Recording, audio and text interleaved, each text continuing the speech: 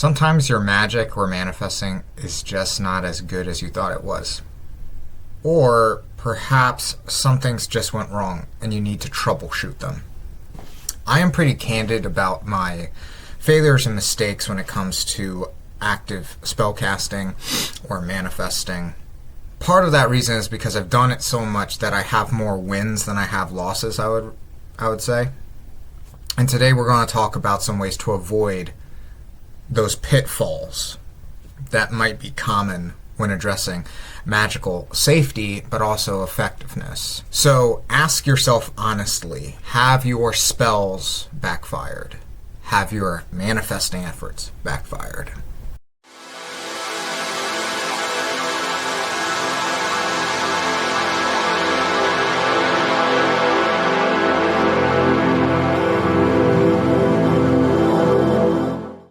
Hello everyone, I am Solomon Pakal. I am a generational brujo of Kachikil Maya descent. I am a historian and I am an occult researcher going over 2 decades in the practice right now. And my purpose here on YouTube, on the interwebs, is to better inform the occult masses, the esoteric masses, the spiritual masses on quality approaches to practice whatever the spiritual path may be. So why does magic fail us? Why do we fail magic oftentimes is probably what's more like.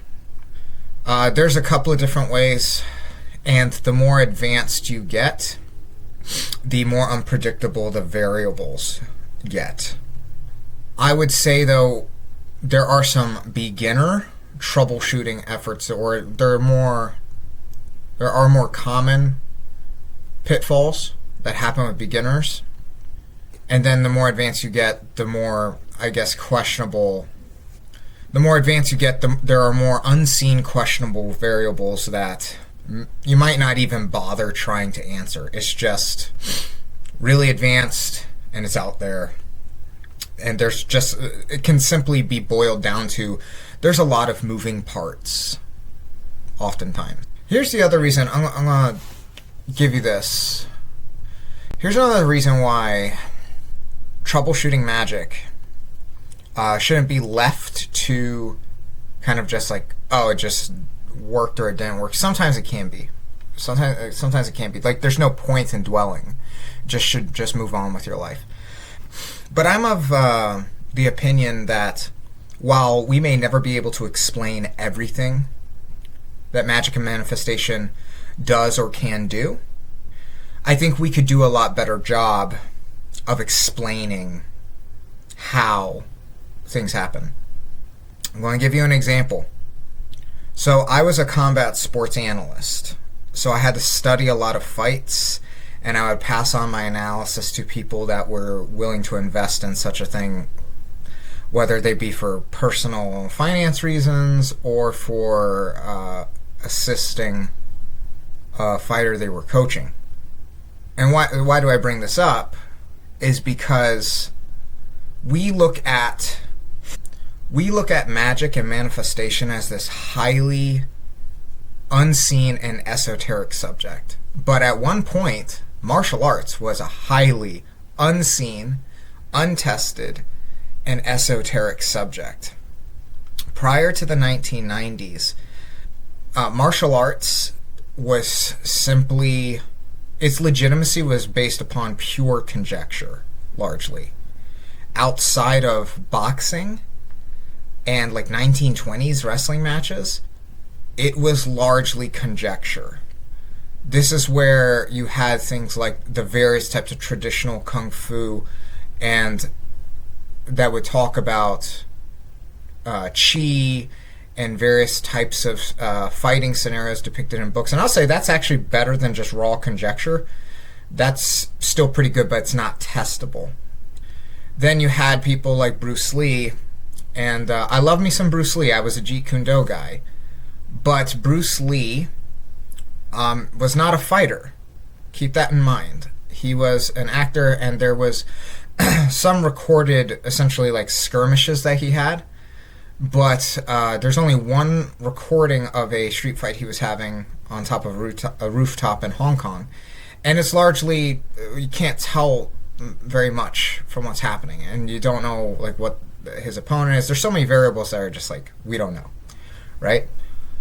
And then you had things like the ninja craze and people like Frank Dukes and stuff that were claiming all of these underground tournaments and things like that. All of this was conjecture, and you had to go off of whoever your master. You had to go off of the word of whoever your master was or whoever your teacher was, and their promise is that if you do this in this scenario, you win this way. You get this outcome. Fast forward a couple of years into the 1990s, and we have our first testable subjects in the very first Ultimate Fighting Championships. And this was the dawn of televised, cage fights, if you want to say, but they're televised mixed martial arts matches where we could find out which one was better than the rest, or so to speak. But we could test these various martial arts in various scenarios in a controlled environment. That's really what was the good thing about it. I bring all of this up to say, like, here's the real why it's relevant to magic. Martial arts at one point might as well have been magic.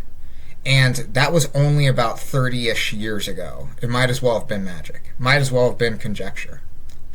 But once you put it in a testable environment, things changed. It started to gain a type of legitimacy that was never thought it could have before. And if that's not proof enough for you, I'll tell you this. Prior to essentially the formalization of like mixed martial arts and conventional thought around Brazilian Jiu-Jitsu, the U.S. military had various like hand-to-hand combat programs that they were wonky. Like they were, some of it was, depending on the decade, it changed. Some of it was based upon like old school wrestling techniques, but it was very, very hodgepodge. It was very patchworked together. And especially before the dawn of mixed martial arts, it was largely this like kind of kung fu conjecture ninja stuff that like if we look back at it now, we were like, we had this like the most powerful militaries in the universe using this crap, and now we have like a much more standardized understanding of how hand-to-hand combat works. But at one point it was highly esoteric. I believe that where magic is now is because we have so many more resources. We have so much more literature, modern literature, and people talking, although they don't talk the absolute best to each other. The discussions have begun to talk. We are kind of like where martial arts was in the early to mid 1990s right now. So the more that we can talk and have comparative analysis, the more we can move forward to like where even mixed martial arts is not perfect today. You can't control all the variables. There's a lot of intangibles going on. But that should tell you something, is that if there's all these intangibles, despite a controlled environment and everything we know now, that there are unexplained phenomena, or essentially like what you could deem miraculous or magical phenomenon happening, or like highly improbable phenomena that still somehow happens. That's where practical magic and enchantments, and honestly theurgy too, blends into this once you had enough experience.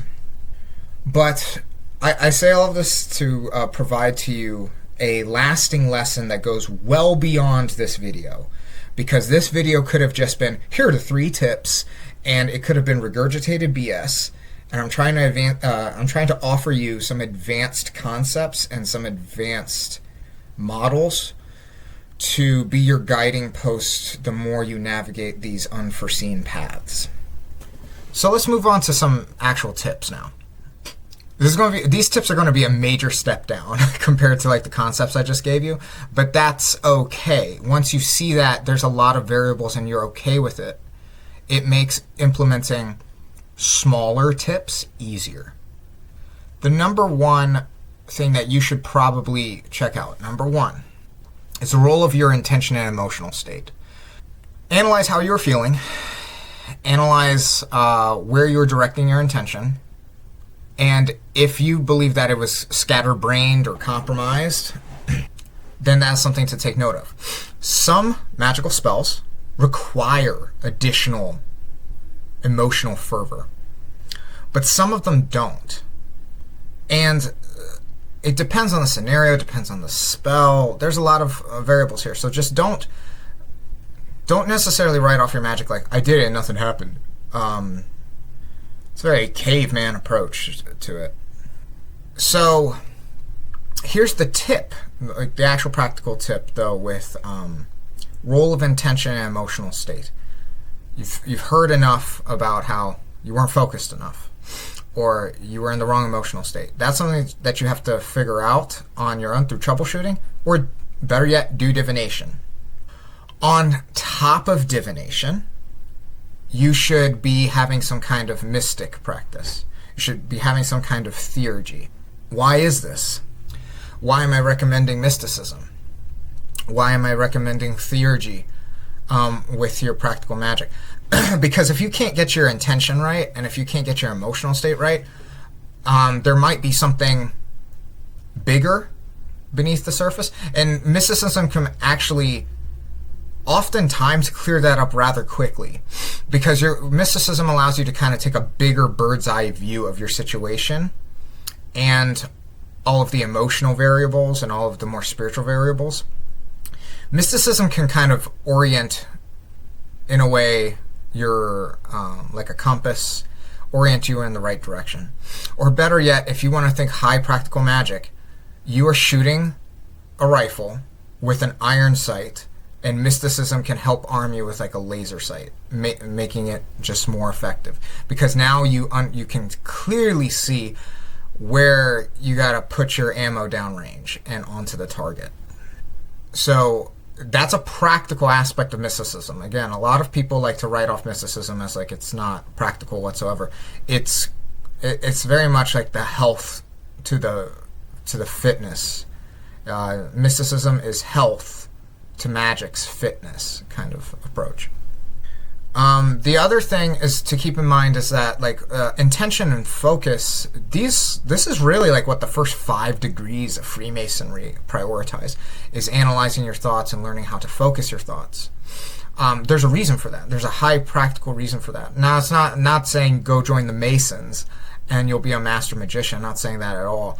But I'm saying that there's a reason why that portion has transmitted throughout the ages to being important to the Masons, is fundamental to them.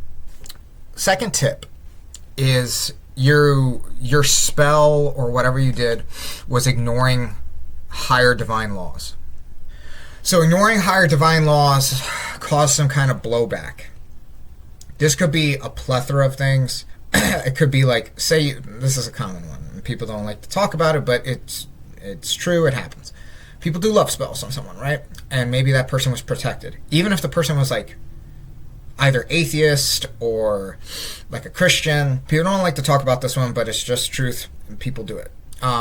Say you did a love spell, and the person might even have been an atheist or highly religious, whatever.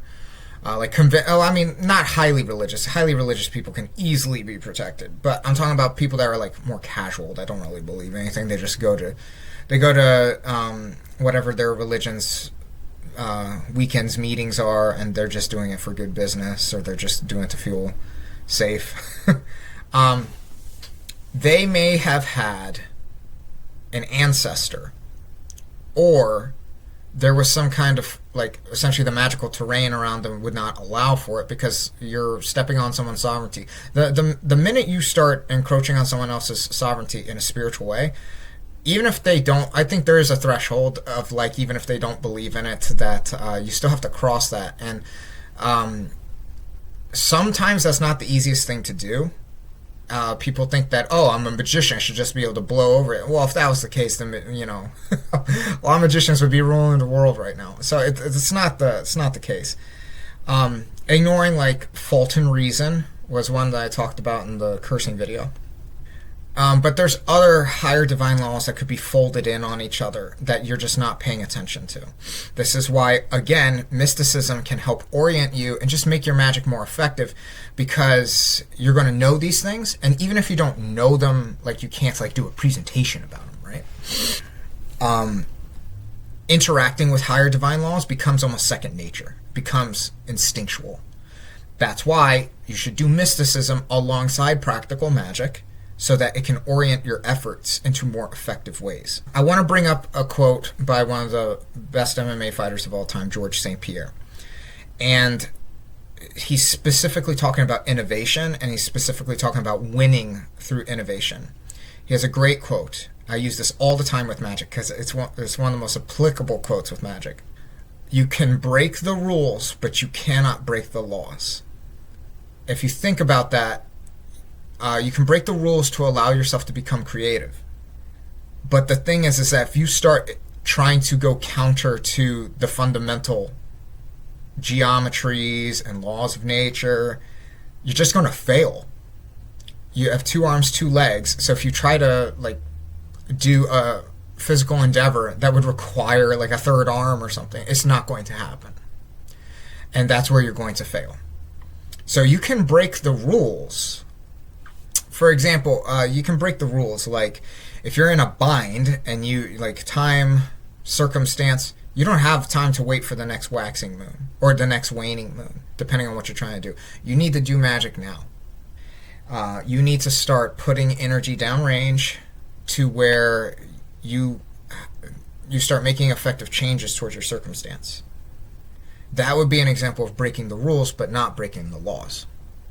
Breaking the laws would be, there's so many at this point in occult and spiritual esoteric communities, where you take a sigil of a certain spirit and you're trying to summon a spirit by a different name because you personally register this spirit by a different name, but you're pulling the sigil from an older text that many people have practiced with over the ages, but you're claiming that this spirit is something that it is not. That is trying to break the law of a paradigm from which the spirit comes from, and your magic is going to suck. There's not a lot you can guarantee in this game, but I can guarantee that, and I think a lot of good magicians would guarantee that as well. Another thing, when it comes to the number three tip, right? When it comes to troubleshooting your magic, this is a big one. And I felt this way too because all right, so this is the number 3 tip. And we're going to go over it in detail after I say it, so don't just write this off. Dismissing spirits. Properly closing your ritual. This was even one that, when I came into Western stuff, and more American, I guess you could say, just more upper middle class kind of people magic, right? There's this idea, where you don't want to disrespect the spirits at all costs, or you kind of want to be as friendly as possible. And there's this trend of, after the ritual's done, it's oh no, we can keep these spirits around. They don't have to go. And the thing is that that's not effective, and that's inviting... Sometimes it can invite problems, actual problems, but more often than not, it's just inviting bad results. The thing is that people think that's disrespectful, and it's actually not. It's really not. It's once you've spent time with it, you realize that dismissing them is an operational feature. Now this isn't with all spirits, and it's not even with I'm specifically talking spirits here, but it's not simply spirits. It's properly closing any ritual, because you're sending forth the energies. With any ritual, you're sending forth the energies. But I think a good example is spirit magic here. A good example is spirit magic here, where people want to be friends with the spirit. They don't want to cross the spirit. And really, it's coming from a place of they want to get what they asked for. So they think if they kind of essentially pander, that they're going to get it faster or get it better. And that's typically not how it works. Now, it depends on the type of spirit again.